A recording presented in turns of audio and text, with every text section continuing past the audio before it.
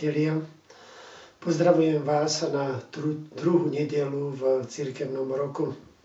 Evanjelium dnešnej nedele nás zavádza do Kany Galilejskej, kde Pán Ježiš urobil prvý zázrak, ako o tom hovorí aj dnešný úryvok zo svätého Evanjelia. Na túto svadbu bola pozvaná Ježišova matka Mária, ale pozvali aj Ježiša a jeho učeníkov. Pravdepodobne tá svadba bola z rodiny aj preblahoslavenej Panny Márie. Všetko tam bolo v poriadku, len Panna Mária si všimla taký nedostatok a preto sa obratila na Pána Ježiša so slovami, že nemajú vína, nemajú ti čo ponúknuť. Ale Pán Ježiš na to povedal, čo mňa teba do toho žena. Zdalo by sa nám, že keď Pán Ježiš používa slovo žena, že je to tak menej dôstojné. Ale jazda v tej aramejskej reči, v ktorej Pán Ježiš hovoril, to žena znamená ako pani. Áno, ešte teraz neprišla moja hodina.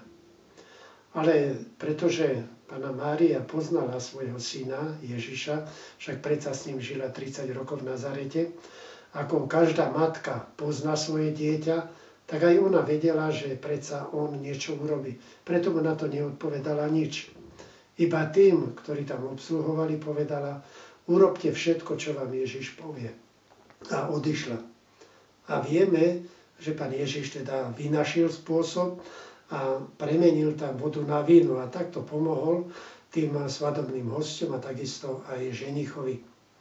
Táto udalosť je taká povzbudzujúca aj pre manželov alebo aj pre novomanželov, aby aj oni urobili všetko to, čo im Ježiš hovorí.